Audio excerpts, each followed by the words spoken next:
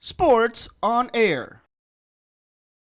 Tony, can you describe to us, okay, coming into the PBA, meeting Coach Yeng for the first time, and meeting your teammates? Can you describe to us that introduction? Oh man, amazing! I mean, the first name that popped up was Rudy Distrito, the Destroyer. So I'm thinking, okay, the Destroyer. I'm thinking this guy's gonna be 6'7", 6'8", some big guy. And this little ass 6'1", a 6 foot Rudy Distrito walked out on the court, and they call his name the Destroyer. I said, that's the Destroyer. They say, yeah. I'm like, whoa. I was like, and they, and my teammate was amazing, man. Coach Yeng Guiao, when I got in my first practice with him, I said, yeah, this is going to work. This will work. Because he was not a coach that was going to try to put me in his system. He put his system around me. He was smart enough to do that.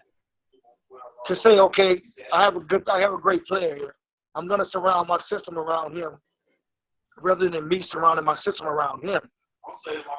So I think it was an amazing thing to do.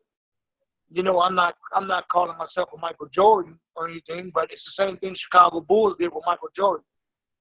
Phil Jackson surrounded his offense around Mike, not Mike going into his system. And eventually, Mike eased off into his system. But for the most part, Phil Jackson and the early on coaches that had Mike surrounded their offense around Mike. And Coach Yeng Guiao was smart enough to do that because he realized the type of player that he had. And honestly, that was a strong point. That was a good point for me to have a coach like him that was just going to let me be me. Because all I know is how to be me. So he had no problems about my game, how I played.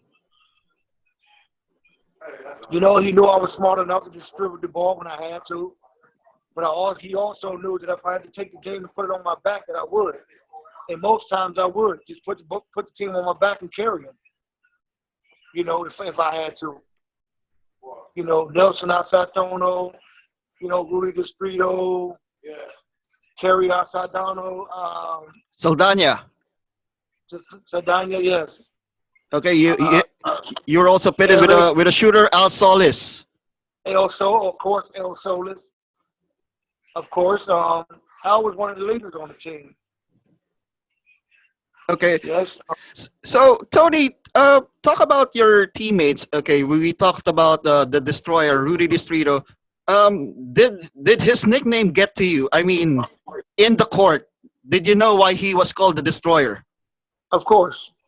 Okay, when was that realization? I learned on after that. Yes. I learned on to understand that. I understand why they called him the Destroyer.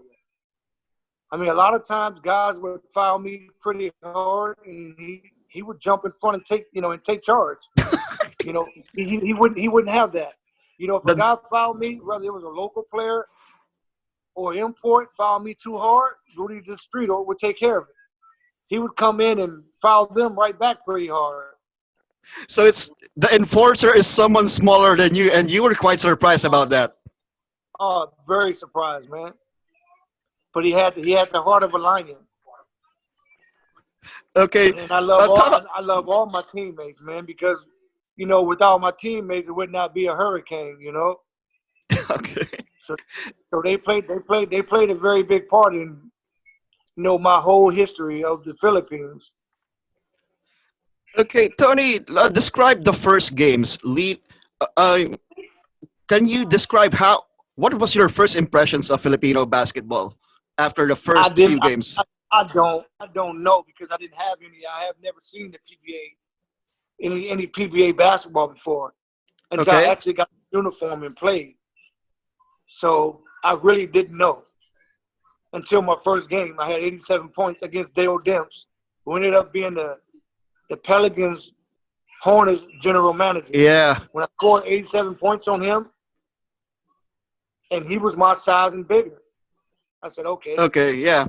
I He can do this. plays more inside, right? Del Demps plays more inside than. Oh yeah, I knew then. This is gonna be pretty. This is gonna be pretty sweet.